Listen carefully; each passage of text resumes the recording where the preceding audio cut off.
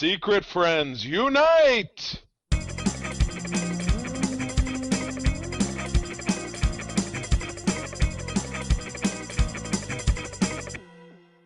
Welcome to the Secret Friends Unite podcast, episode 459. This is your guide to the geek side, and I am Todd Oxtra from the emerging frost of Minnesota, joined by Charlie Carden. He said he wouldn't talk about weather, Carden. Damn it! And what's funny is we did Code 47 before I recorded this, and we started talking about the weather because it was me and Aaron and Jen Watson. Jen lives in Chicago, and both Jen and I overslept today, which is why we got a late start doing it. And she's like, it's cold. And I'm like, you know what? It is cold. And then we started talking about the weather. And at the end of it, I said, this is the wrong show to be talking about weather, because Todd and I do that because we're old, and old people like to talk about the weather. Anyway, yes, it is also starting to defrost here. So we're getting a warm snap in the next 2 weeks. So I have these huge icicles hanging off my house, so watch out as those come careening down. Ah! Yikes. Quick catch. Anyway, quick catch.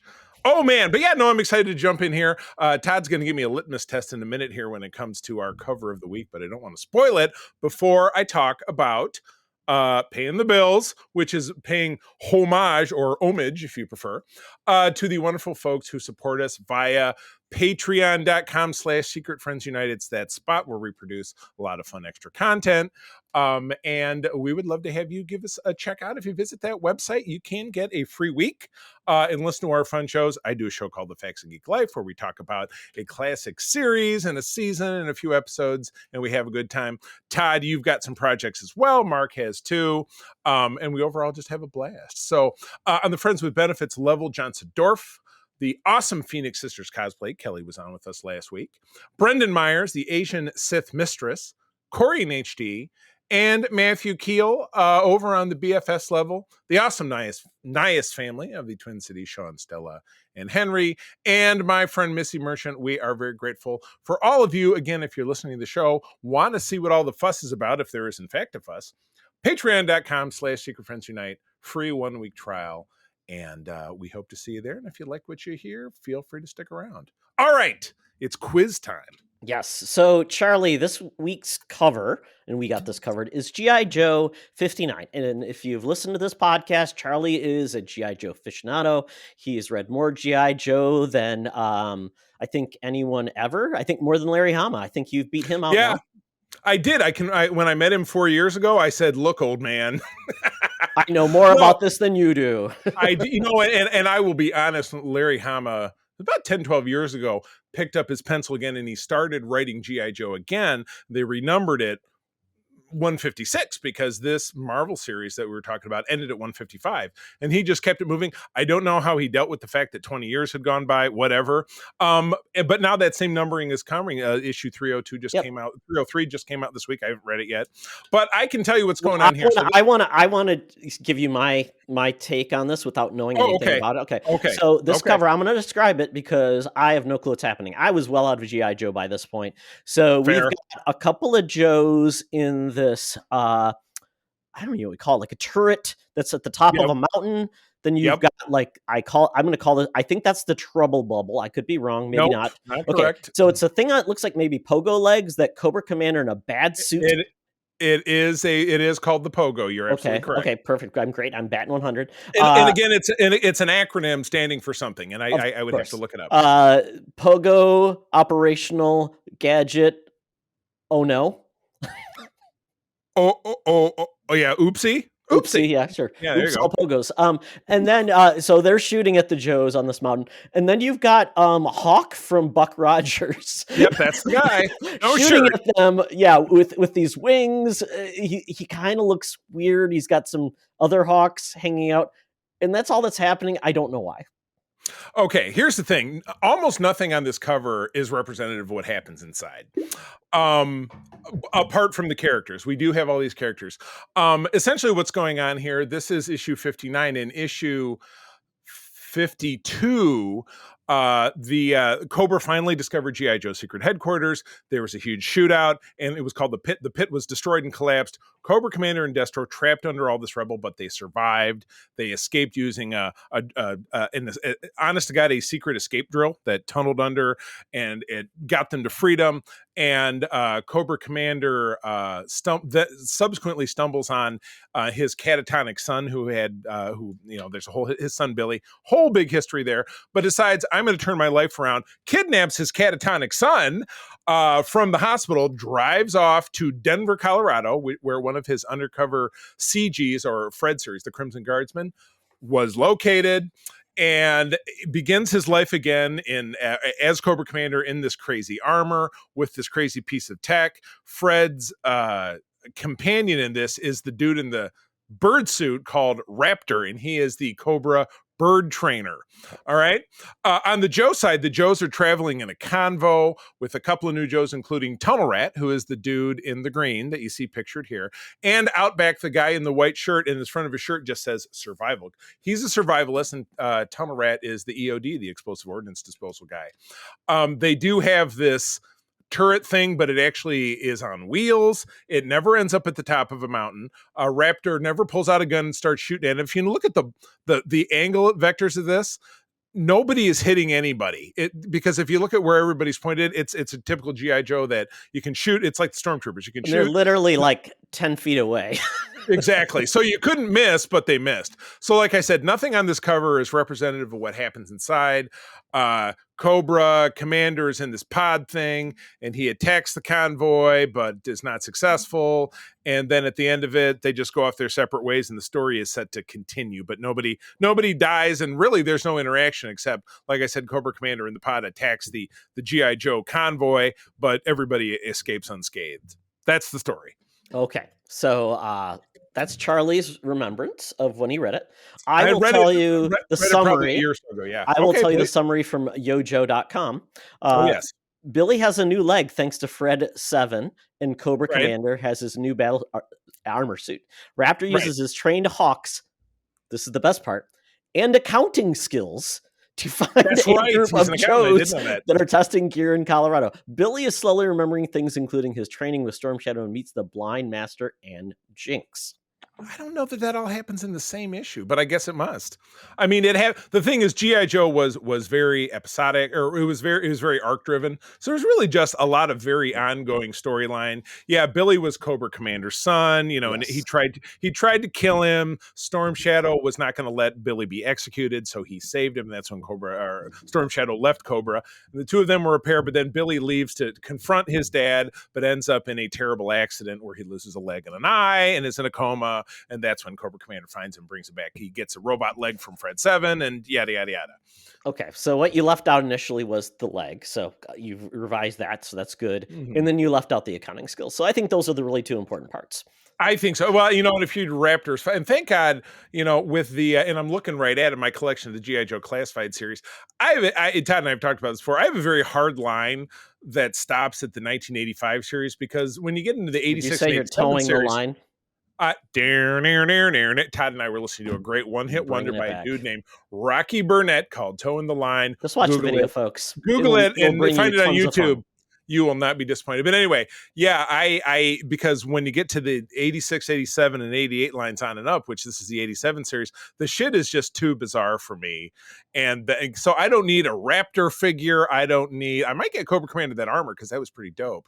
But, they don't produce a lot of vehicles. But again, a lot of the non-traditional, because you got the same year you had Raptor, you also had a guy who was a hypnotist called Crystal Ball, who was patterned after Stephen King. There was just a lot of weird, and then you get into the Eco Warriors and you get into the Space Command. That's when it truly got to its golden age. We know that. The last 5 years of G.I. Joe from 89 to 94, just skip it, please. Pretty please. There was, because again, there was the Sunbow Geek series in 85 and 86. They did G.I. Joe the movie in 87, and then in 1990-91 there was another 2-season cartoon, and that was the last time G.I. Joe was ever on television. That was 30 years gone by. Wasn't it Extreme? Wasn't that on? There were some shows on the USA Network and things like that. Maybe that Resolute was one. Didn't you say that was okay? That Resolute was on Cartoon Network one night, right? So it was, yeah. And I think I have a disc. Maybe you gave it to me, or I finally decided, hey, I better pick this up because it'll probably go extinct. What I saw of that was very good. Yeah, gotcha.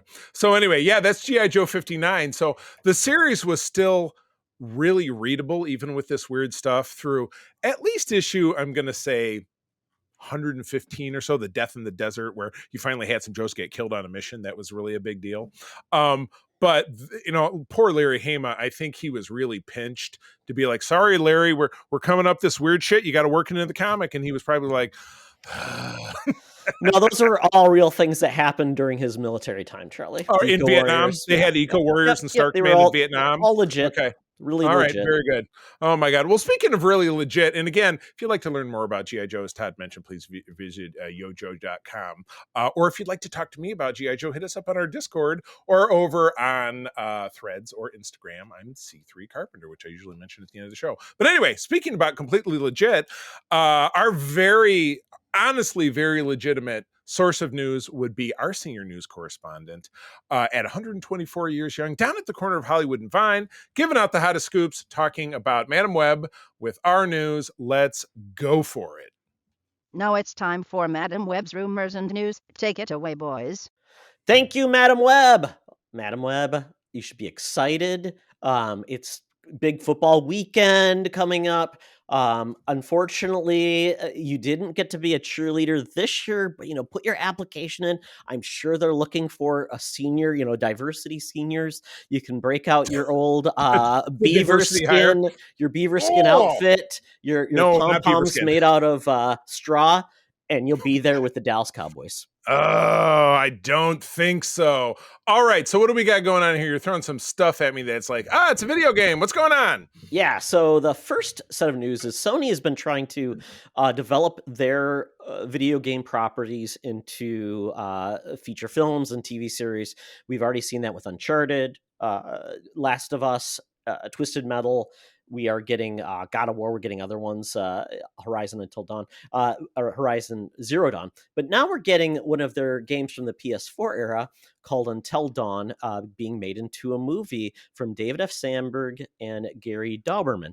So Andy Samberg? Oh, exactly. Lonely Island. I love it. The fun part is David F. Sandberg is known recently for the Shazam films, but before that, which were fun movies. I liked it. Yeah, before that, though, he did a lot of horror films, and which is kind of interesting. People thought he was interesting that he would do, because he did, Sandberg made horror shorts in Sweden. His feature debut was Lights Out, and then he did Annabelle Creation.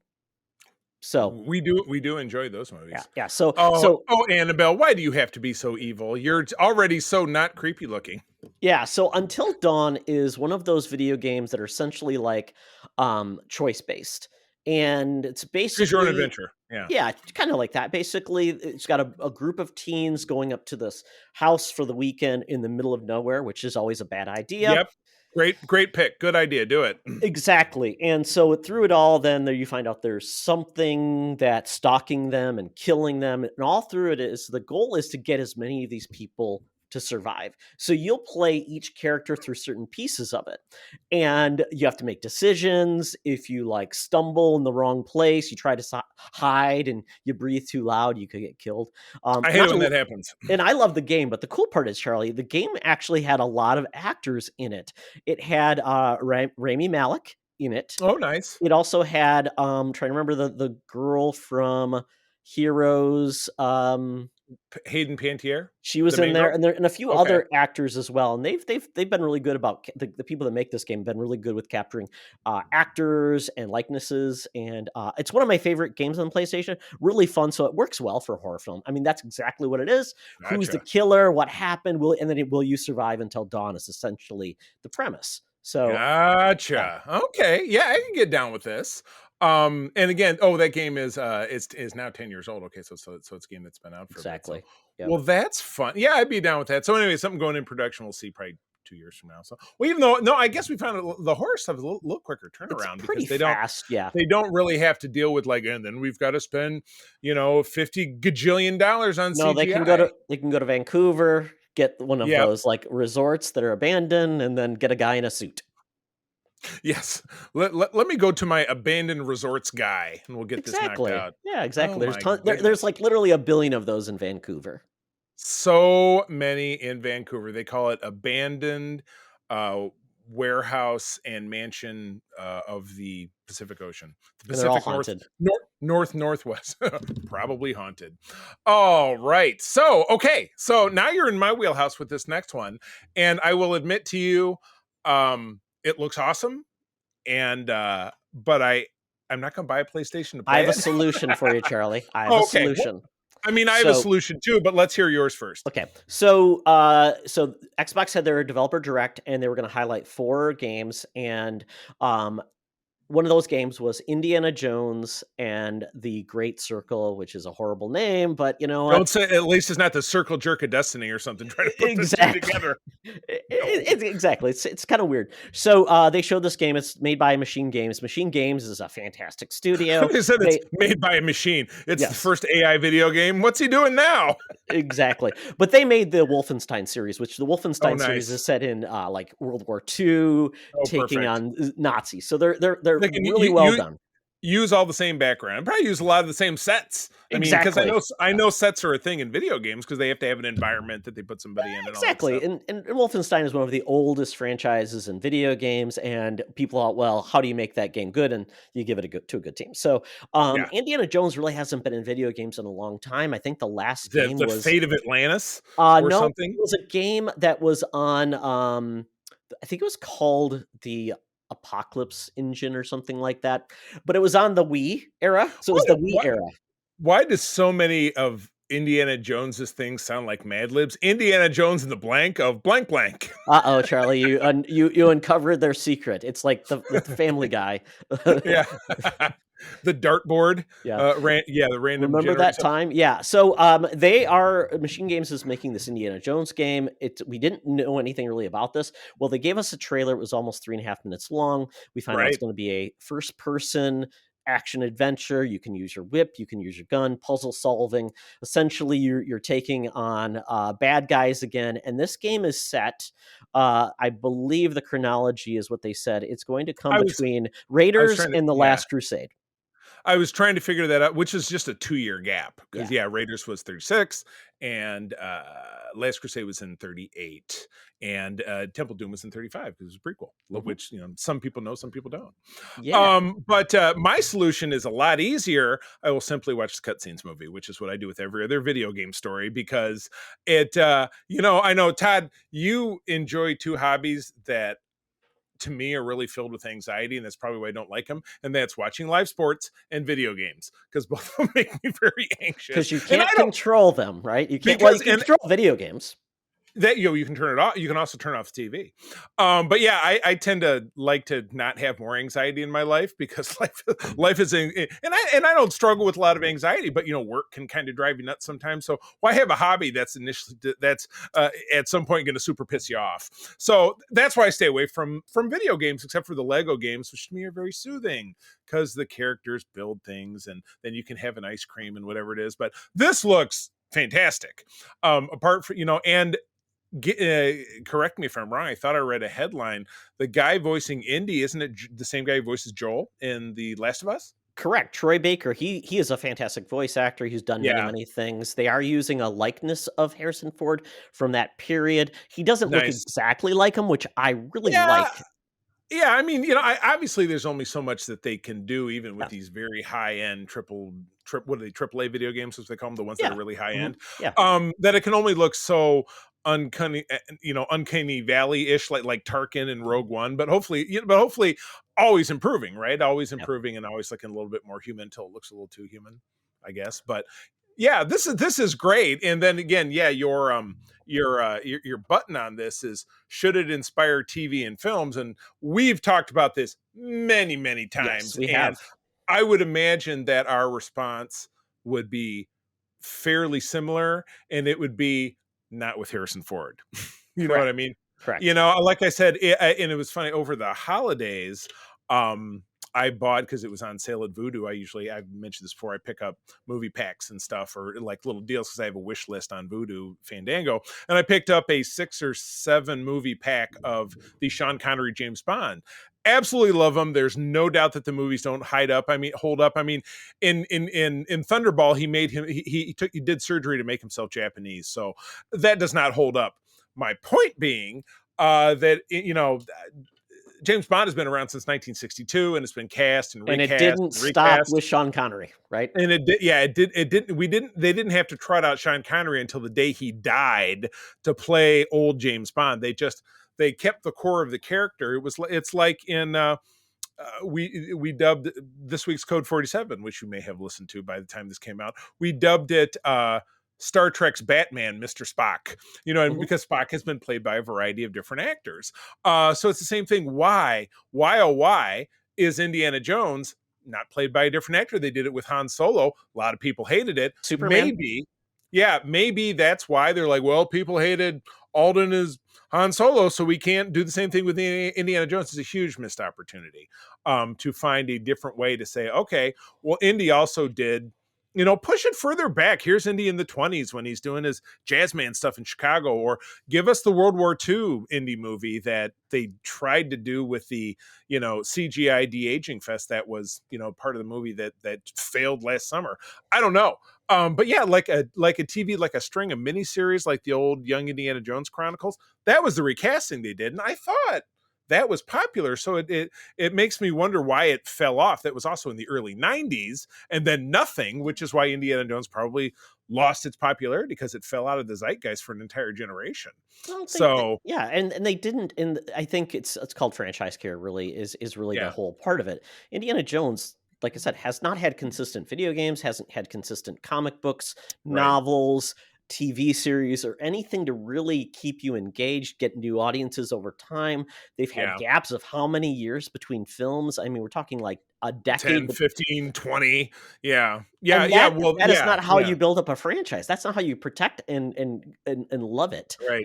Action figures, collectibles. Yes. Yeah. Say what you will about Star Wars. Yes, they had that big gap, but since 1999, we haven't really been without Star Wars. There's always been something, and again, the merch is a big part of it, and novels, it's the reason that comics, like it or lump it, they do keep that franchise in your face. If it's and even in the community, like the 501st, which is the Lucasfilm approved costuming group, does officially license at events at local baseball games. And I know that here in Grand Rapids, they do our local hockey team. That's coming up in a few weeks. And I know all those people who are involved in that, but it keeps people thinking about, I love Baby Yoda, or I love Chewbacca, or Boba Fett, blah, blah, blah. Yes, I know I called him Baby Yoda, but you know what I was talking about, didn't you?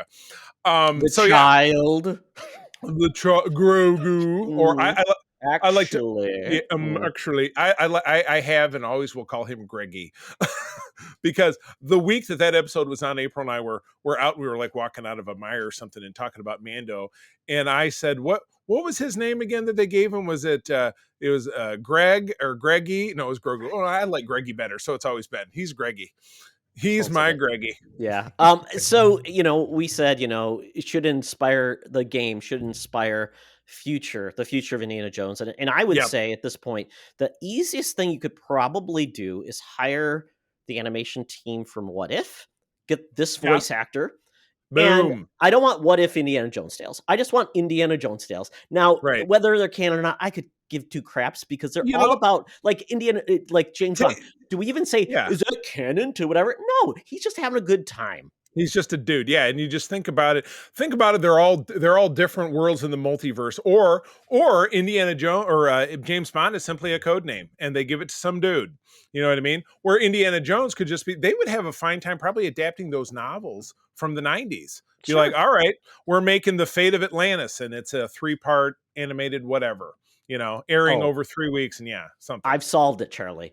Oh, please. The dog's name was Indiana, so it's going to be it's going to be with the dog. Oh, Indiana Jones, but really Indiana Jones. Or they could flip the script and he has a pet who's a dude named Henry Jones Jr. So it then becomes the reverse of Han Solo. Exactly. I love it. And then you can't understand what the human is saying. How do you recast that dog? Wait, what's the dog, guys? You can't recast it. Oh my God, what are you gonna do? That dog's got an iron cast contract for his likeness, right? It's terrible. Does Harrison Ford, I mean, he's got kids, right? Can we just cast one of them? He does, but they're not in the business. Yeah. Never stopped Harrison Ford. Yeah.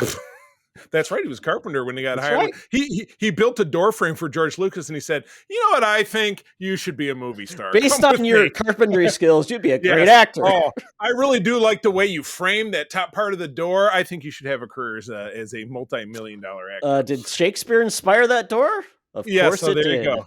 Absolutely. All right, moving on. What do you got here? R.L. Stine confirms new Fear Street film is on the way from Netflix. Netflix just still continues to piss me off because I told you no, and I'll tell you why. And it's not because of anything they make. It's because of the fact that I can't watch it when I'm on the road. Didn't I tell you about this? I have to take my travel Roku. I have to plug it in at home so it synchronizes the IP address, and then I can use it on the road. But I have to do that every week or so. So I've never done it because my mother doesn't seem to have that problem with Netflix with my account. No, not the account, the device. Because if I'm in a hotel room in Flint and I go to Netflix, it said, "Well, you're not at your home address, so the only way that we can recognize this device." Tablet then. Yeah, but you know what, Todd? It's the principle of the thing. It's the principle. Well, it pisses me because Netflix I love watching stand-up, and all of the good stand-up is on Netflix because those are the original productions they do. So it kind of drives me nuts. But anyway, okay, R.L. Stine, not my wheelhouse, so you go right ahead. Sure. So, Charlie, if you remember, we really enjoyed that Fear Street trilogy. It was 94, 78, 16, 66. So yeah. So it was really neat because it was like standalone movies, but they're all connected. They were released like a month apart or something like that. I forgot when they released them, but it was really cool. Really loved the series. And it's basically Fear Street was a series that R.L. Stine did. It was like a grown-up, like Goosebumps for like the high school stuff. Right. And so apparently they did really well. And there's a ton of books in the Fear Street series that are all a little bit different. That they're looking to develop a new book series or new movie based on the series called The Prom Queen. And R.L. Stine is once again involved. There's actually, if you go down the link, there's a picture of the cover, and it said she was drop dead beautiful. And there's a picture of looking in the mirror. Yeah, that's my high school prom date. No, I take that back. She was a very nice girl. And she did not look like a skeleton face, but she did not have a tiara. So, I wonder here. Maybe I'll Todd this book title. I think it's the tiara that is the source of her power. And so potentially within the course of this book, the only way to stop her from absorbing souls or whatever is to destroy the tiara. I don't know. You know what? At me on that one, folks. It's like Friday the 13th, the series where it was like cursed objects. Yeah. Yes, that is a cursed object. So this is fun. Yeah, it wasn't one of those, I'm trying to remember, wasn't one of those 3 Fear Street movies. There was a shootout in a supermarket and somebody's head went through like a deli slicer or something. Oh, it was like a bread slicer. Yeah, it was like that. Yes. Was gross. It was like that was more grotesque than I expected. That was a little bit more than I was really hoping for. So so this is a standalone film based on. It would be based on this or just the Prom based Queen. On the Prom Queen, in the Fear Street series. So I could see this being evergreen where they could pick another book, develop, and have a good time. And Netflix has done some really good horror stuff. So I don't know when this would occur, but once again, horror films don't take that long, so this could be out next year. They could roll on this, and it could be even at the end of this year. Who knows? I mean, let's say they're doing it right now. You never know, but could be. So cool. Yeah, I dig that very much. I dig it. All right, what else we got going on? Oh, he's not fat. He was born this way. Remake of The Blob. Now, was the last Blob came out in 1958? Was the first one that I'm aware of? Yeah, there was 91. I think 91. 88. Came out in 88. 88, okay. And Kevin Dillon was the star, if I'm not mistaken, of that one. Yeah, highly regarded too. Yeah. I remember. Yeah, he was the black leather jacket and a huge mullet. That's what I remember about his character in that. Larry Hagman made a sequel to the film. The Larry Hagman made a sequel to the film in 72 called Beware the Blob. Know that. Okay. Before a super gory and great remake hit theaters in 88, in which the pink Blob turned into a biological weapon created by the military. Well, you know what? Who else is going to create it? Come on now. But yeah, that's great. And it's funny because no horror movie really made in this day and age is likely to be as grisly and horrifying as something that came out in the 80s. Let's face it. It's just, think about any horror movie you've seen in the last 10 years versus like The Thing or something like this. You know what I mean? It'll be scary, but it's not going to be like, it's not going to be like putting somebody's head through a bread slicer. Yeah, I mean, that was one of the things I remember seeing the Blob, and I thought it was really interesting because the way they used the Blob, like it had people inside it. You could see him, and they looked horrified. Oh, there's some and dude. He was all, yeah. He was. He caught his face. It was like the Sarlacc. But like somebody was like his half of his face was gone. He was like, but he was like caught in a rictus at the time of death. Yeah. Yeah. Apparently, the person behind this is David Bruckner. He did that Hellraiser reboot that we did not like. Oh yeah, and come to realize I hadn't even seen the original, and I was like, "Ugh, this remake doesn't do anything but make me feel uncomfortable." Yeah, I mean, if you want to, the original Hellraiser, holy crap, that's quite the movie. Yeah, but he also did The Ritual and The Night House. So David Goyer is going to be involved with this. Night House is it all like Roadhouse? Night House. It is, yes. We only talk about it at night. This could be good. I mean, the Blob is something like I said. It's been how long? Almost 40 plus years. 40 more. Yeah. And how can you really go wrong? It's it's like one of my favorite Stephen King films, and they subsequently made it into a show, is The Mist. And it's like, ooh, it doesn't sound scary, but they made that movie really scary. You know what I mean? Because it wasn't the mist that was dangerous. It was because there was a mist. There was a bunch of friggin' art. No, there were creatures from another dimension. I've never seen it. Thanks to once again the U.S. Army. Oh, bro, it's by Frank Darabont. Before The Walking Dead. Because again, what really made The Walking Dead great early on was him, but then there was all that controversy and got let go. And then The Walking Dead became, in a lot of ways, very also ran. But as far as the really tight scripting and good concept, Frank Darabont was the guy, I think, early on in that show. But yeah, I would recommend that one. It's on my Fandango. Okay. I'm just saying. Go check it out. I think you'll like it. Yeah, the end of the movie, because when April and I watch it, we're on a Stephen King kick several months ago, and she was like, "I love that movie, but they changed the ending from the book, and the ending is brutal to watch." And it's not what you would think. It is not. So the ending of the book is of the movie correct, or so I'm told. Oh, okay. Yeah, but no, go. You know what? There you go. You like to give me homework. Boom, gave you homework. Go watch that movie. Okay, so this will be probably on. This is a Warner Brothers development, so it would most likely be Max. on. Well, probably at theaters first, and then going to Max after that. Gotcha. Good deal. And again, we're just talking about horror, so again, could be out next year. Might have a little bit more CGI in it though, because the creature itself. So yeah, maybe push that out. So, Todd, what a bummer that our own Madam Webb is going back in time. They're turning it into a prequel, Todd. What's up with that? So this is so Madam Web is essentially going to be a lot like Captain Marvel, where Captain Marvel took place in the 90s. The Madam Web film is going to be taking place in 2003. Charlie, it was our glory days, like the Last of Us, because The Last of Us, the beginning of it in the television series took place in 2003 because it was a 20-year gap. I'm having some mixed feelings about this one because again, it's the Spumco, which still defies logic to me, that you have a franchise built around Spider-Man, but he's not in it. But you've got a trio of ladies, powerhouse of actors. Got Sydney Sweeney, who they should call her Sydney Swooney. That girl just overtakes me. But I really want to believe that they can turn a corner, but nothing they produce so far is good at all. So naturally it kind of sets the bar kind of low. Now, Todd, are we going to knock out a spoiler cast about this one? Are we going to go see this right away? You know what? I mean, it doesn't look horrible. It looks like it's going to be generic. Generic sounds perfect. That seems to be their wheelhouse. Pretty generic to lame and not really. But all of their stuff has been really bad. The Venom movies were really bad. Morbius was really bad.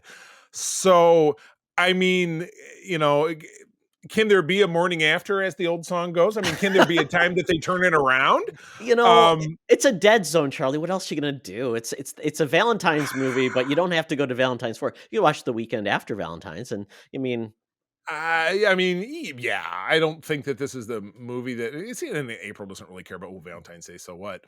But still, You can I make it mean, special by taking her to Madam Web. oh, there you go. Yes. Oh, honey, Madam Web is a part of our team. But yeah, so this is set in 2003, and I love the headline. If we don't get a Linkin Park or Nickelback needle drop, then what are we doing here? Exactly. Look at this boo.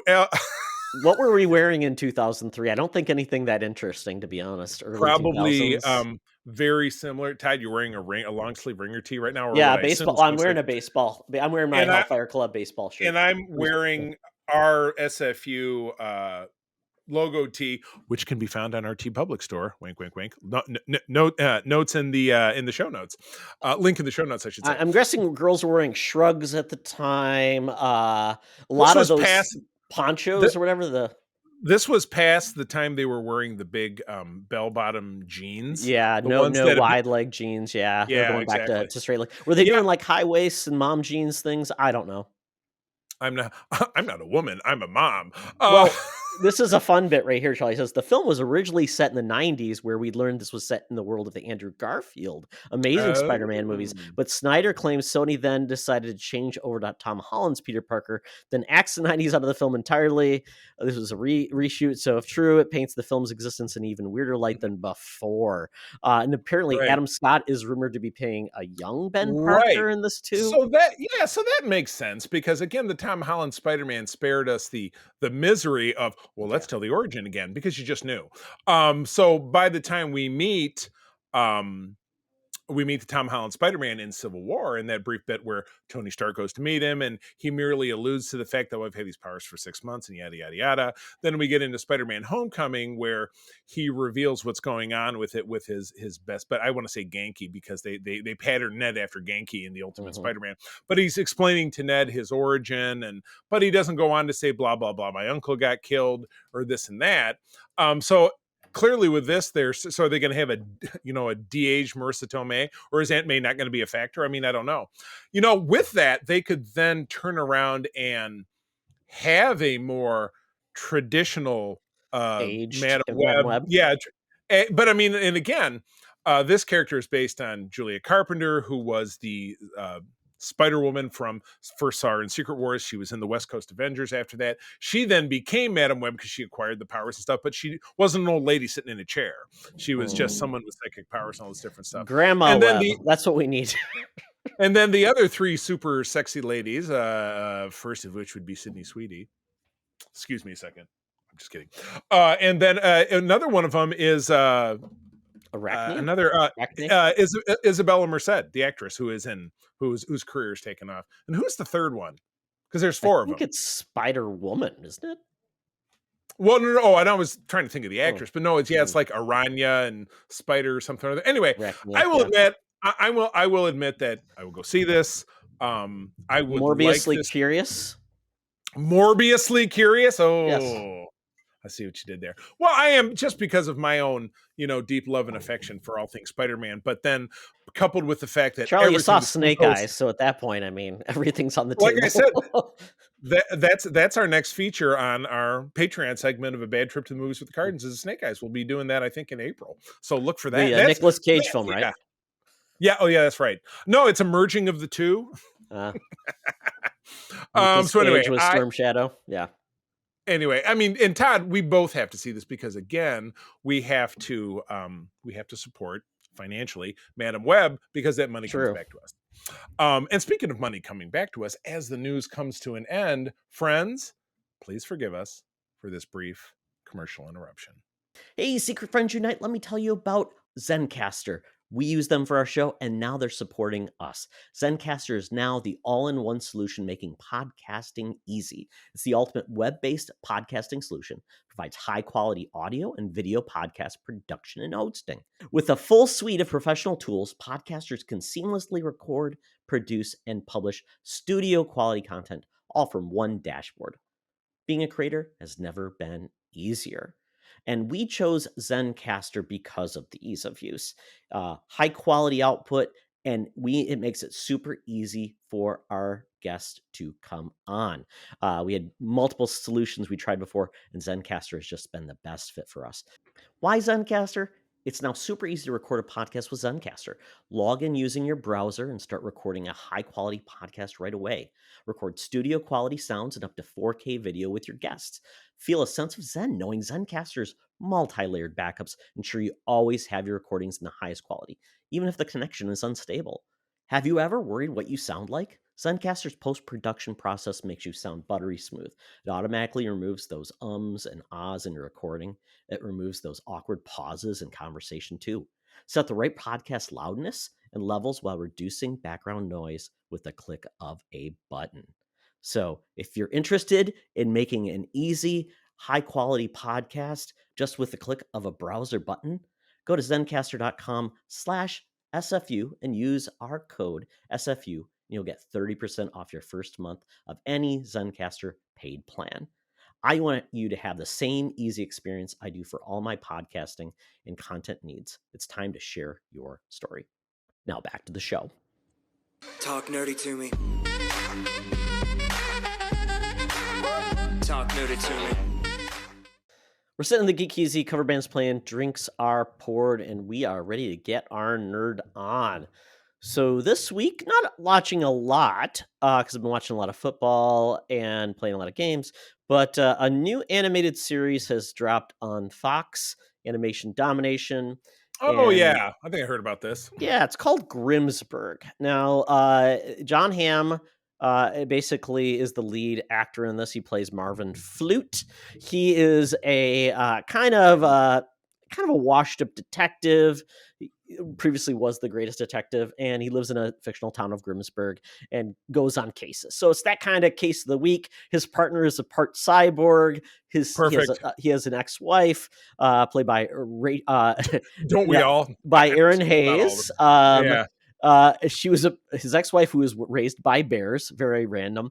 Sure, why not? His son Stan Flute. I was always pretty sure my ex-wife was raised by wolves, but his son Stan Flute is Rachel Dratch.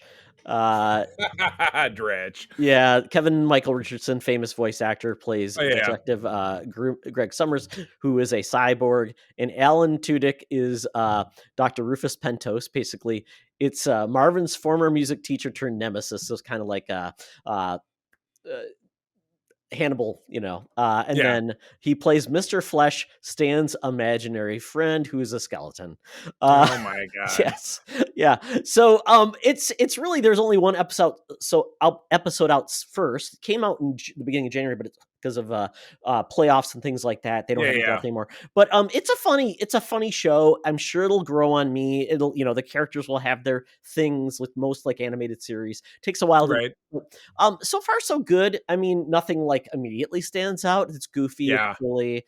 John Hamm's pretty good. You can kind of tell it's John Hamm, but you kind of can't. So he's probably doing a good job of changing the voice a little bit. That's not bad. That's not bad, because otherwise it would probably stand the reputation of being a bit stale if it was just like, I'm John Hamm. It's like Will Smith. It's like what you've always said about Will Smith. He's just Will Smith in everything he does. So it's like, it's with not horses, acting. With aliens, with exactly.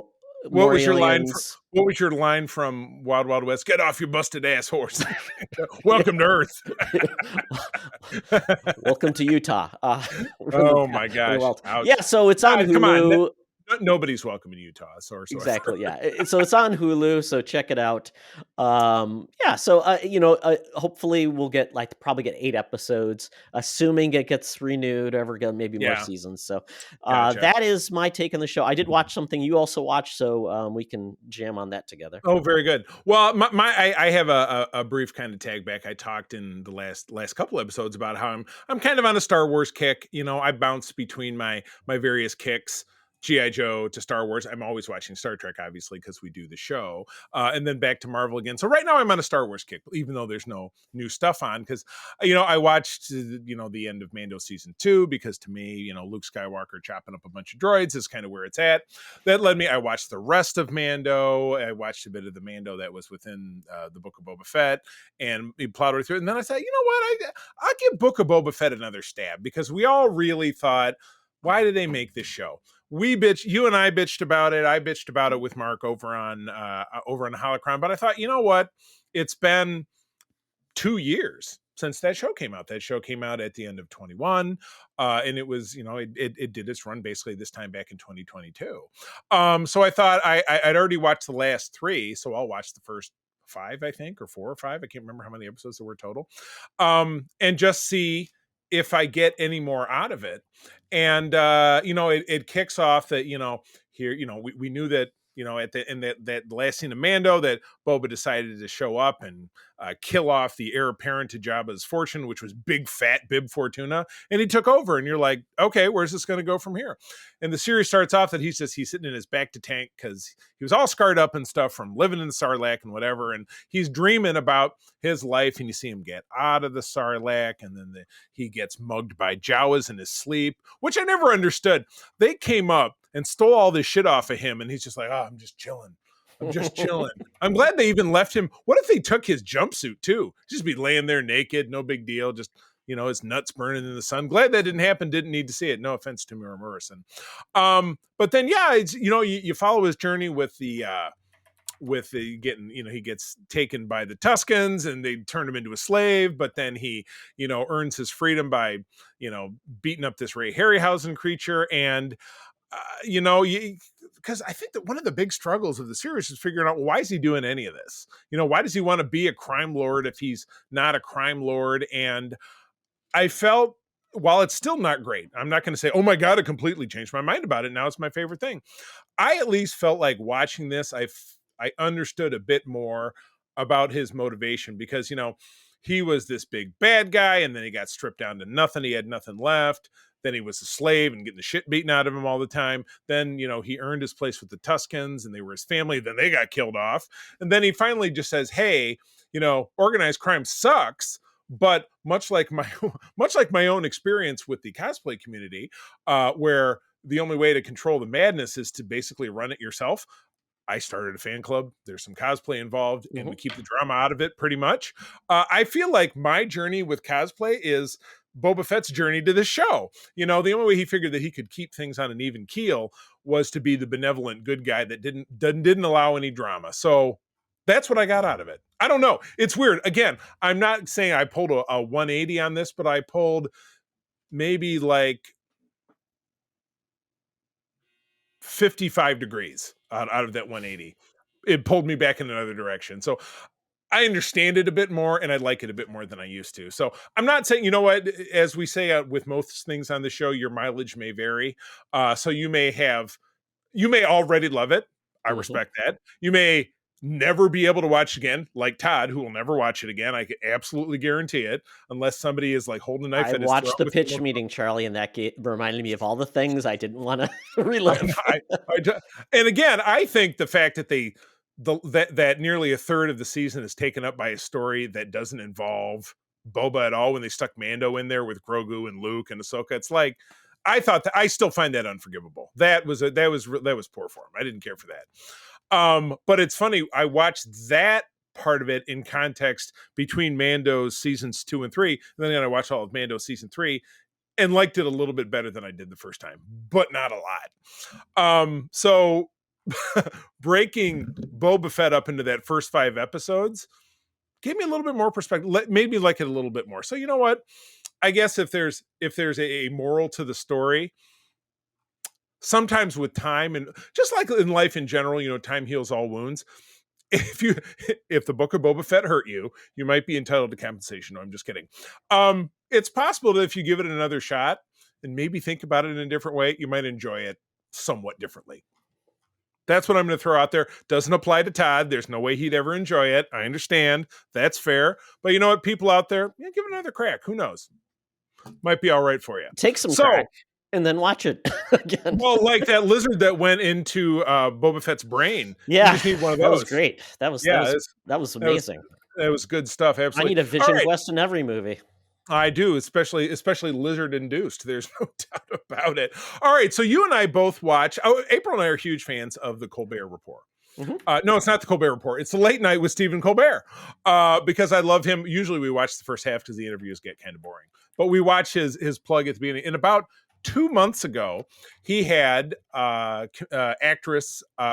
comedian Taylor Tomlinson on. I love Taylor Tomlinson. Saw her live here in concert in Grand Rapids last year. Had enjoyed both of her Netflix specials.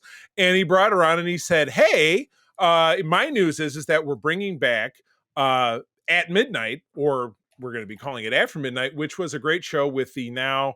Is Chris Hardwick canceled? Does he still do things? Because I knew that he had was a voice actor in Crepopolis. So, and he's in this show called Bar something or other. It's Bar something or other. That is a Barcade, Barpocalypse or something, like where they play games at a bar. It's so dumb, but he's on that. Okay. Yeah, because he did, he was in this whole thing. Oh, his ex-girlfriend said he was abusive, but there was no proof, but it kind of destroyed his career anyway, or something. Wasn't it something like that? I don't know. I'm not trying to make light of it. I feel like I remember that ultimately the case, there wasn't a legal case, but in the court of public opinion, it kind of killed him, or it hurt his career without a doubt. So I don't know. I'm not going to comment on that. But anyway, that was a show that I feel like was on Comedy Central, maybe 5 or 6 years ago, maybe longer. But I feel like April and I watched people watch Comedy Central. Yeah, people watching comedy when there were cable networks. I feel like April and I watched it together, but I could be wrong. So within the last 10 years. But anyway, she announced that we're rekindling this show. It's going to air after this show that I'm on, the Late Night Show with Colbert, and it's going to be in early January. So cool. I'm excited. They're bringing it back. Monday was the Emmys, so it started on Tuesday of this past week, so essentially a week ago if you're listening to this when it comes out. And the first night's guest had Whitney Cummings was one of the guests. I adore her. She just had a baby, but she looks fantastic. And the other two guests, now I'm already forgetting. Kurt Brongholder, and then awesome dude, an Indian comic. Can't remember what her name is. Pavna or some such. Anyway, the first night, to me, I was laughing. I was having a fun time. And I know there were 3. I'm kind of drawing a blank on the second one. The third night, I thought, really fell flat. I don't know. Have you watched all 3? I only watched the first one, but that's kind of true about that show in general. It all depends on the comics. Like it's super dependent because they bill it as a rekindling of the old show, which is basically like watch this internet clip and heckle it or make comments about it or have fun with it. And I thought that first night was a slam dunk. The second night, like I said, I'm just not clicking with who was on it, but I just remember the third night they had some folks I didn't know. And one of the comics in particular, you could just really tell it wasn't, even Taylor seemed uncomfortable. It just really wasn't clicking. So it makes, and then I read a headline of some wag who said, well, it's very uninspired, whatever. People are going to say that stuff. So I don't know. But again, judging by that first episode, which clearly you watched as well, when you have a cast, you have a guest cast that's working for that particular episode, it really clicks. But that third episode, I feel like it was the third episode, really crashed for me. So I won't say it makes me fearful. Are they 1 for 3, or would you say they're 2 for 3? You know what? It's kind of like they're 1 up, 1 down. And then I would have to look it up I don't even remember the second episode. So it's kind of like a nil. So I would call it a tie because the third episode, the middle episode, I just don't remember. But again, like I said, when I get up in the morning, whether I'm home or I'm on the road, I watch Colbert. I watch The Daily Show, but it's not back yet, which is kind of frustrating. So it's random host again, right? No, it's just not on. It has been on since the middle of December. Okay. So I don't know what's going on with that, even though they won an Emmy or they were up for an Emmy. Like there was a post on one of their social medias that, look, we won an Emmy. And I went into the comments, when's the show coming back? Because I want to know. I've loved The Daily Show since we were in college, Todd. You and I watched that together. I have no idea what's going to happen with this. I hope it finds an audience. I love Taylor. I'm happy for her success. But it could fall into the same pitfall of the original show. And of course, with nostalgia goggles on, I could say, oh, the old show was always great. I'm sure it wasn't always great. I'm sure they had terrible episodes with bad contestants, as it were. Because it's a combination of this, basically internet spoofery and then Taylor talking to her contestants or her guest stars about what they do, and it doesn't seem like it's much of the second one, but that's okay too. I mean, podcasts are like that too. You listen to a podcast where, let's say it's two stand-up comedians, one will throw to the other one and said, hey, Todd, you got some tour dates coming up. It's like, yeah, I'm in Tacoma, Washington on blah blah blah. So it's that kind of thing. I think it's also because the original At Midnight was only half hour. This is like an hour long. I think that's... Is it really? I felt like it was going on really long. Yeah. But it's so early in the morning, it's not like I'm looking at my watch and trying to figure out what's going on. Yeah, I think it's just way too long. It needs to be condensed. I know they have to fill the time, but yeah. And maybe it should be half and half. Maybe it's like, let's do this part, and then the second part is maybe interviews or something. I don't know. I don't know if that's interesting or maybe just stand up. It just do an interview. This sounds like that would break up any kind of flow they might have. So I don't know that would click, but you don't know. So I won't say I'm fearful that it won't make it.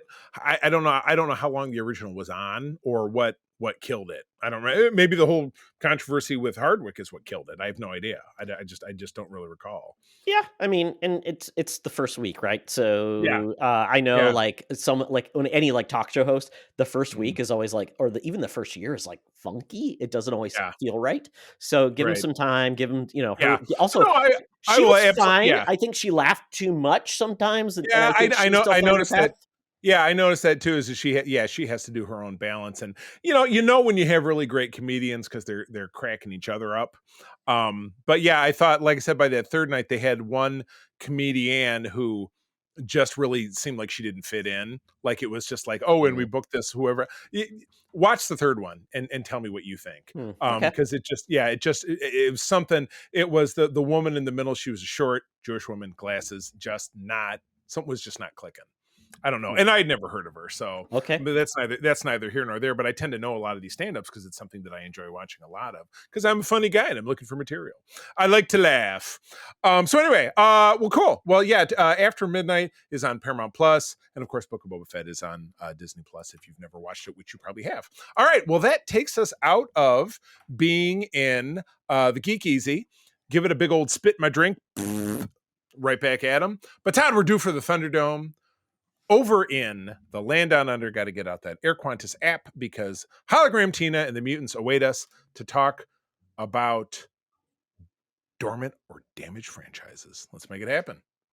Welcome to another edition of Thunderdome. Thank you, Tina. We're sitting in the Thunderdome where the mutants have been gathered for a topic or game to be entertained.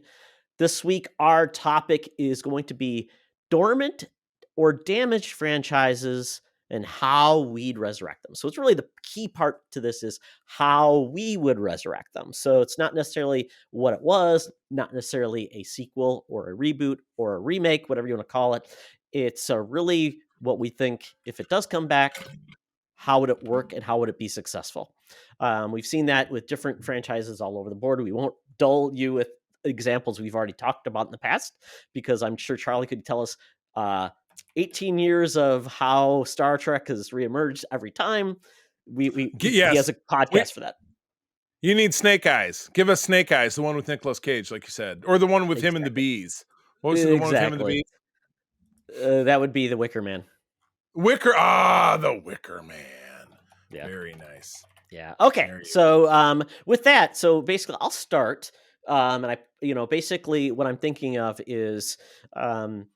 It could be a something that deserves a sequel. Could be something that's just been gone for way too long and probably just needs to come back. So I'm going to start with my first, and that will be the movie Dread, not Judge Dredd with Sylvester Stallone. That was horrible. Oh, Dread, the 2012 Dread with what's his nuts? So that was Carl Urban. Yeah, Lena Headey. Just a great film that essentially was open to have Carl Urban come back as Judge Dredd in more adventures, more things that could really play with the time frame, the premise of the judges. And I just really thought it was amazing. And I think it does deserve a sequel. Now, did they really need to change anything? No, I like the premise. The first premise was all about going through that building. They could do something else. It's not like you have to do like Speed, where it's like, I'm on a boat and I can't go slower than 2 knots. Right. Speed on a boat. The bus that couldn't slow down. Exactly. We're on a staircase and it has to keep going up. Oh my gosh. Yeah, so I think Dredd would be amazing. Carl Urban is a great actor. We've seen him. I mean, he's really busy right now, so I don't know if he would be up for it, but I would love to see the Dredd franchise grow and build off of that because I think it was a great film. Right. Probably didn't do well at the box office, so that's why they didn't greenlight a sequel, but I know it's well loved by many, many. That's one of those that I'm like, was it ever at the box? I feel like it was just online, but again, it was 10 years ago, 12 years ago. Yeah. So, well, I'm glad you made a list because I'm just going to pick off your list. Oh, you're stealing. Well, it's just a list. It doesn't say don't touch unless you write it on there. It like you stuck a Post-it note to it in the refrigerator. Todd, I ate a tuna fish sandwich named Kevin last week. I'm going to steal from your list because again, I'm just like, Spaceballs was great. I mean, come on. Now it's been 35 years because that came out in 1987, same time as Star Trek: The Next Generation, so it's that old. And Mel Brooks is still with us. Has he made a film? And when was the last time he made a film? Dracula Dead and Loving It. That was in the 90s. Are you serious? Exactly. So he really but he's executive. Well, he went into like doing production of his like how to succeed in business without really trying. The producers, all those things. He was big into producing his old stuff. Young Frankenstein. He was on like a couple episodes of Curb Your Enthusiasm. Oh, he yeah, also executive produced the new was it History of the World Part 2 as well. Oh, there you go. But I mean, Spaceballs doesn't work as anything but a movie, and it already has a sequel title, Spaceballs 2: The Quest for More Money, or wasn't it that pretty much? So whether I mean it'd be recap. Bill Pullman has passed along, if I'm not mistaken. Did he pass away? Bill Paxton passed away. Yes, Bill Pullman's still alive. No, he's still alive. You sure?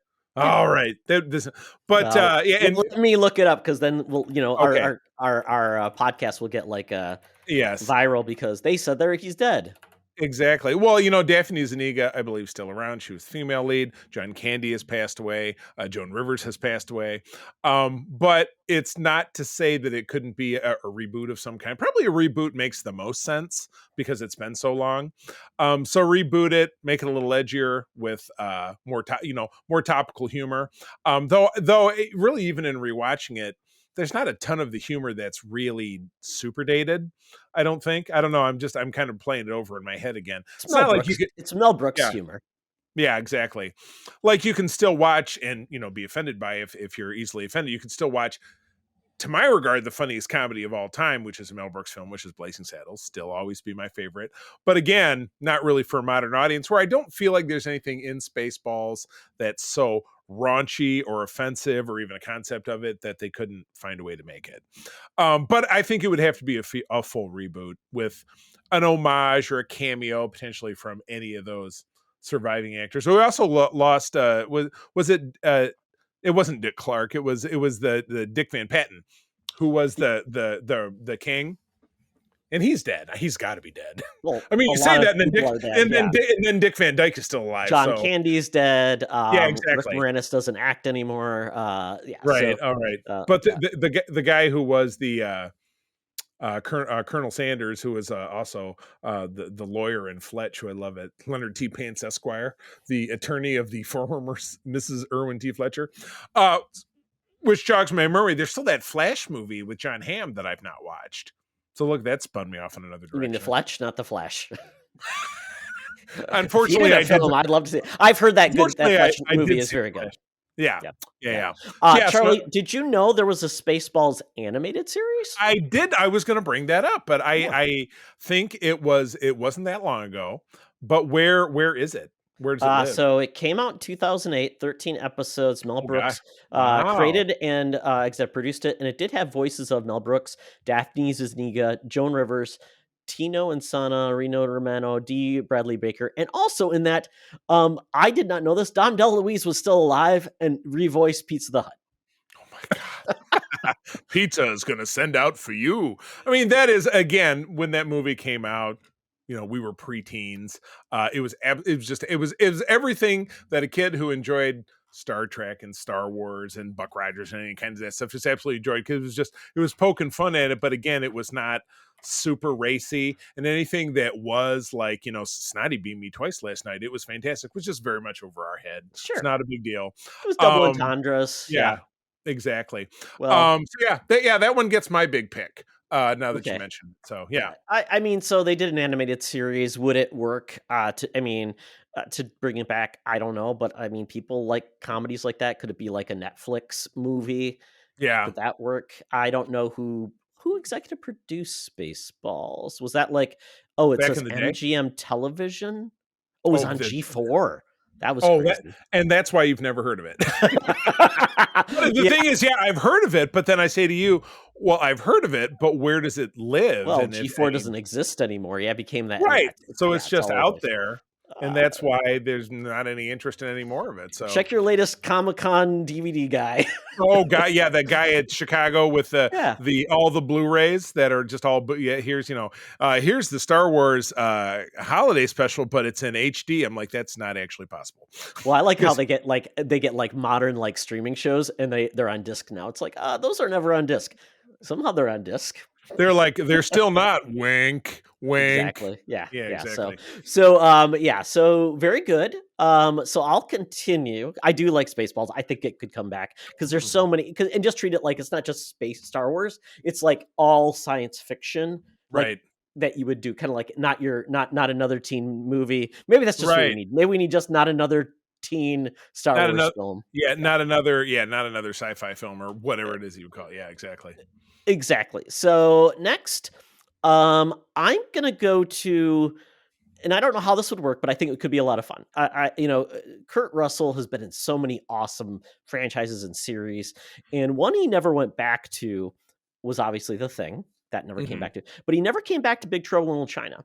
And I thought that was such a fun, just weird, anything could happen. The main character, Jack Burton, Pork Chop Express, and it's like, seemed like this wasn't his rodeo. He'd been on many, many adventures, and it was kind of like a modern Indiana Jones. Yeah. And I think it would be really cool to have it, like, bring it back where you see like a really old Jack Burton, kind of like, is he still doing his thing? Is he like an old crank? And then you bring in he would look like Bubba Hotep. Oh, and bring in his son like they did in the Godzilla thing that we just you find out a long lost, bastard that he didn't know, and long lost bastard. There you go. That's the name of the show. Or Kim Cattrall's son. I don't care, whatever you want. Maybe they finally hooked up again and met up. Probably but I think that would be so fun, and I think it could be get somebody. Not John Carpenter doesn't really do anything these days, but get somebody who. And I would say pick James Gunn, but obviously he's busy with DC. But I think James Gunn gets the feel of it. He could really bring it some justice. Just pull it in and make it a DC property. That'll work. That would be fantastic. But I think if you could find somebody, kind of like the Ash versus Evil Dead. I thought that was a great series, kind of the same tone. Do it with this. I think it could be very fun in a new movie. And I think it would be wonderful. I just thought that was such a cool idea of bringing this guy into a world of magic and mystery. He could do that in so many different lenses, and it's a shame we never got more. Right. Well, we do two each. We'll kind of wrap this up. So I'll steal another one off your list. G.I. Joe would be the obvious choice, but you're gonna be pissed. I'm gonna steal Mystery Men because oh my gosh, that was Hey now, Charlie, you're an all-star. That was the little movie that never could, but it was born off of the dynasty of Ben Stiller in the 90s because Janine Garofalo was there. So what other evidence do you need of just some also ran superheroes just who are just kind of losers, who were not all stars. They were not the A squad of super dudes. And I think you picked this up in the traditional, because again, it was 25 years ago, and probably most of the cast is still around. Because who was it? Janine was in it. William H. Macy was in it. That I can remember. Herman. Yeah. Oh, okay. Well, then there's one that you can't. Eddie Izzard. Eddie Izzard is still around. Yep. Yeah, so I think you could continue the story where maybe it's these guys have been doing the same. I remember so little about the movie, but I just remember that was really fun. I just remember Ben Stiller's line, "Hey man, have you seen my wallet? It's got a picture of a kitten on it and says, hang in there or something." That's what I remember. Just hang it, yeah. Yeah, just hang in there. I remember the fun. And I enjoy Ben Stiller stuff. Where has Ben Stiller landed recently? What have I seen? He's been into like producing and filming like these very like high end like docudramas and things like that. Because he hasn't been in any, like, the last thing he was really into was those series of Night at the Museum. Big into those. Yeah. That was his last big like broad kind of comedy. People pleaser kind of thing, the thing the kids, because my kids love those, I remember. So but that would get my vote. I think that could be fun, but again, I don't really see it being anything more than very niche, because again, franchise care, there's been no anything for that since 1998 when that came out. So so again, it would be very niche. So make it on the cheap and put it on Netflix or Hulu or whatever, and then you get people to enjoy it. Yeah, you could, because that one series I told you, Extraordinary. Yeah. That, which is really, I highly recommend. It's very funny sitcom. Kind of follows Mystery Men, because one of the characters wants to create a group of like costume vigilantes, and it goes accordingly as you think. Just people with weird powers. Right. So kind of which they covered in Deadpool 2. With his exactly. X-Force. Yeah, exactly. Yeah. And Mystery Men was actually based on a comic book character named Flaming Carrot. He basically, the guy Bob Burden, created a lot of those characters. So there's probably more adventures with those characters that they could probably pull something from it if they wanted to make another one. But I think that just any type of show where it's not like, because it seems like what we're getting right now with superheroes is like everything's like over the top and grotesque. But why don't you do something goofy, a little more fun? Around with it, because we don't have many of those. So I think that would work. It might even work as like a TV series, Charlie. They could do animated, like The Tick. The Tick. Tick was great. Oh, that's another one I thought. Oh, there you go. Yeah. What's Patrick Warburton up to? No, was the most recent version of that animated, or was it live? No, it was live action, and they had I can't remember the guy's name. He was in. Yeah, I can't remember the guy's name, but it was a really good series. I really liked it. I think it got 2 seasons on Amazon. But the Tick was great. Glad I got it. So for me, this is the really hard one, because there's a couple here are like dear to my heart. Yeah. But I don't know if they really deserve or should get something. But I will go to an easy one, and that is it's not even on this list. It's the Dresden Chronicles. It was one season on Sci-Fi, and it's based on a series of books, and I really enjoyed it. The books are a little bit more hard-edged noir magic books. I'm trying to think of who the star was. It's one Paul of 2 Blackstone, people. There you go. He was in he was, that I can picture his face. He was a villain in 24, season 3. Yep. And then he was one of the 3 bad guys in Battlefront 2, the cutscene movie, which I just watched. And it's a very accurate face sculpt of him, I thought. So it really looks like him. He's the main bad guy Paul Blackthorne, not Blackstone. Blackthorne.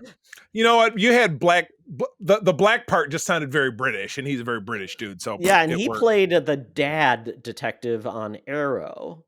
Oh, yeah. There you go. Yeah. But I really loved it. It was just, it was like the crime of the week, but it did build an over arc. I really thought it was good. I like the fact that it was basically, he was kind of an outcast, a detective. He would use magic begrudgingly, but it was just a lot of fun. I think that had a lot more, more opportunity to do some cool things. Now they could go darker and bring it back to something else, maybe a little like, sex and violence and play with that. That could work too. But really, really a fun show, and I think it could work well today. With obviously a lot of people need content, and I think it would work really well. What do we need? Content. When do we need it? In 12 to 18 months. Exactly. Now, Charlie, I will give you a bonus one, and that's something you would cover. We've covered before, but G.I. Joe. Sure. Absolutely. G.I. Joe. I think we'd go down the route of Peacemaker.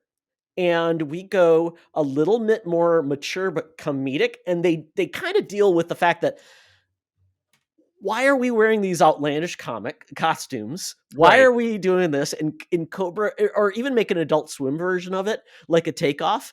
And I think it could be a lot of fun. I think they've tried to do the straight, narrow, just be satirical, and just ridiculous. But because G.I. Joe, if you look at it, has it's failed on the big screen pretty poorly, at least critically, and I think financially it didn't really do much, obviously, with Snake Eyes, because this is the beginning of our new franchise and blah blah blah. The figure line has its hardliners. The comics have their hardliners, you know what I mean? But as far as a mainstream success, there hasn't been anything since what happened back in the 80s. But as you pointed out, what made particularly like G.I. Joe, the movie, such a big hit is that it leaned into the ridiculous. Cobra La and, Globulus, the half snake guy, and Cobra Commander's really a snake dude, and all this, Sergeant Slaughter with his roughneck renegade guys, and Don Johnson as Lieutenant Falcon. Everything about that film totally worked. And the fact that Duke got injured and then he passed out, and then Scarlett goes, "He's in a coma." I'm like, when did she become the doctor? It was great. Where's Doc? Yeah. Oh, Doc was dead. I think later he showed up and said, "Yep, Scarlett was right." And they didn't have tricorders back then. How did she know? I don't know. It's fallacy.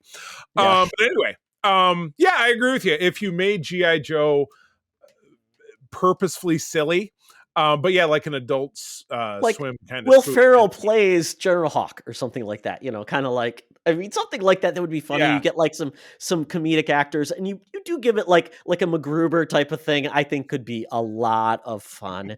Why not? What else do they have to lose except maybe gain some fans? The big inspiration of that was, and I never saw it until recently, was in the last season of Community where they did G.I. Jeff. Yes, and it was a G.I. Joe spoof, exactly, all animated with the Community characters. I agree. Cool. All right, we calling wrap on that then? Are we good? I think so. So, folks, if you have ideas of, I had a list that was very long. I could go on for days. I want Buffy to be back as an animated series. That's not going to happen. Right. There's many, many things to do. We already talked about Indiana Jones. We're going to bring it back. Right. So if you have any in your mind, what you would like, let us know, and how you do that. I love it. Easy to do that, particularly if you are on our Secret Friends Unite Discord. That's where a lot of great conversations happen. Everything ranging from comics, book, movies, video games, non-genre stuff like food and sports and what have you. We're having a good time with all that kind of stuff. So you can find us by searching us on Discord if you're a fan. And always there's our Patreon, patreon.com/Secret Friends Unite. It's a great way to get access to all of our content, and of course, just our regular secretfriendsunite.com website for the vanilla stuff. But Todd, where do people find you out there? They can follow me on Threads at Toxtra, at Secret Friends Unite, on Twitter at Toxtra, and at Secret Friends U. Join the fun. Very good. All right. I'm also over on Threads and Instagram, C3 Carpenter, just spell it out. Once again, active on the SFU Discord. But my big love in life is the USS Grand Petoskey's chapter of the International Star Trek Fan Club that my wife and I run here in West Michigan. We are part of a network in Region 13, which is Michigan and Eastern Canada, that I'm very privileged to run. If you are a Trekker within the sound of my voice, either in those places or elsewhere, would like to learn more about Starfleet International, the website is sfi.org. We have a Grand Petoskey website, and we have a website for Region 13. Give them a quick Googs and you can find us. Reach out and we will help you trek it up with a Trekker in your nearby spot. With that, friends, as always, thank you for joining us. I'm going to tell you that sharing is caring, and to keep on trucking. Be the hero, not the villain. In a truck. Use the Schwartz. This podcast is part of the Secret Friends Unite podcasting network. Visit secretfriendsunite.com for more great shows, articles, news, reviews, and more.